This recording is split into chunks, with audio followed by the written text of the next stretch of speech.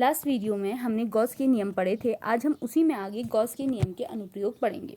आज हमारा पहला अनुप्रयोग है, उसके अंतर्गत अनंत लंबाई के एक समान रूप से आवेशित सीधे लंबे तार के निकट विद्युत क्षेत्र की तीव्रता।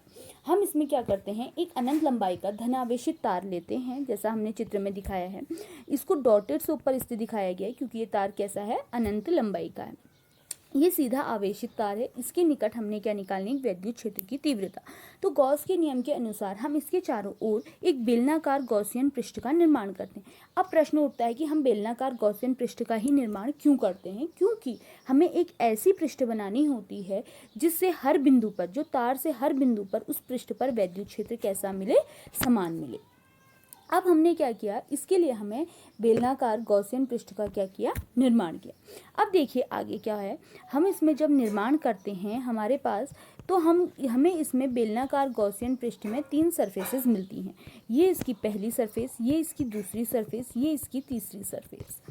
तो पहली, दूसरी और तीसरी सरफेस के अंतर्गत हम गॉसियन पृष्ठ की बात करेंगे, जिसमें से पहली पृष्ठ वृत्ताकार, तीसरी पृष्ठ वृत्ताकार, जबकि दूसरी पृष्ठ कैसी है, हमारे पास वक्र पृष्ठ है। अब हम क्या करते हैं, इससे r दूरी पर एक जो हमारा आवेशित तार है, इससे r दूरी पर एक बिंदु P की कल्पना करते हैं, जहां पर इस r दूरी पर हमने एक विद्युत क्षेत्र ज्ञात करना है। सबसे पहले हम इसके लिए चलते हैं सरफेस फर्स्ट पर। सरफेस फर्स्ट जो हमारे पास कैसी है, वृत्ताकार। इस पर हमने क्या माना है, एक हमारे पास आवेशित तार है, एक छोटा क्षेत्रफली अवयव माना है आवेशित तार से r दूरी पर, जहाँ पर हमारे पास विद्युत क्षेत्र की तीव्रता कहाँ की ओर, बाहर की ओर है, और dA जो है हमारे पास क्षेत्रफली अवयव की दिशा कहाँ की ओर है, ऊपर की ओर है। इन दोनों के बीच में जो एंगल ड्रॉ होता है वो 90 डिग्री का होता है। तो गॉस की प्रमेय से अनुसार फाई ई किसके बराबर होता है, Q/ε0 के बराबर होता है। तो हमें सबसे पहले क्या निकालना होगा, फाई ई यानी विद्युत फ्लक्स। तो इस पहली पृष्ठ के लिए विद्युत flux D phi E1 = E.dA। E.dA यानी A.B से क्या बनेगा, EdA cos of 90, क्योंकि दोनों के बीच का एंगल कैसा है, 90। तो cos 90 किसके बराबर होता है, 0 के। तो डी फाई E1 किसके बराबर हो गया, 0 के बराबर हो गया।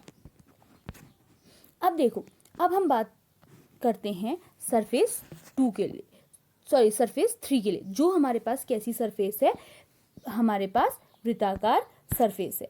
अब देखिए इस सरफेस 2 में हमें ये वृत्ताकार पृष्ठ है।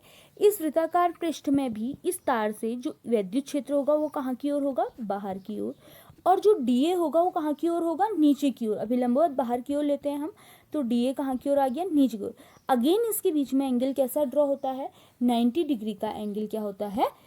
जैसे ये हमारे पास एक बेलनाकार गॉसियन पृष्ठ है, इस पृष्ठ में ये हमारे पास क्या है, एक समान रूप से आवेशित तार है, कौन सा, पेन। अब इस तार पे कैसा धनावेशित है, तो इसके कारण विद्युत क्षेत्र कहाँ की ओर होगा, बाहर की ओर। इस पहले पृष्ठ के लिए तो कहाँ की ओर, बाहर की ओर। और इसके कारण जो हमारे पास क्या होगा, जो क्षेत्रफली अवयव की दिशा होगी वो कहाँ की ओर होगी, ऊपर की ओर। तो दोनों के बीच में एंगल कैसा ड्रॉ होगा, 90। इसी प्रकार देखो, अगर हम नीचे लेंगे, इसके कारण विद्युत क्षेत्र तार के कारण बाहर की ओर, और क्षेत्रफली अवयव की दिशा पृष्ठ से बाहर की ओर, फिर एंगल 90। और यहाँ देखो जो वक्र पृष्ठ है, इसमें ये एक समान रूप से आवेशित तार है, तो इसके कारण ये जो विद्युत क्षेत्र होगा ये कहाँ की ओर होगा, बाहर की ओर, और इसमें क्षेत्रफली अवयव की दिशा भी कहाँ की ओर होगी, बाहर की ओर। तो दोनों के बीच में एंगल कैसा ड्रॉ होगा, 0 बस है, ड्रॉ होता है। तो हमारे पास सरफेस 3 के लिए जो कंडीशन आती है, डी फाई E3 = E.dA यानी EdA cos 90, तो फाई E3 किसके बराबर हो जाएगा, 0 के बराबर हो जाएगा। अब हमारे पास जो दूसरी कंडीशन हम अगली लेते हैं, वो लेते हैं किसके लिए, सरफेस 3 के लिए, सरफेस 2 के लिए। सरफेस 2 के लिए हमारे पास जो सिस्टम बनता है वो ये वक्र पृष्ठ बनता है, ये वक्र पृष्ठ बनता है।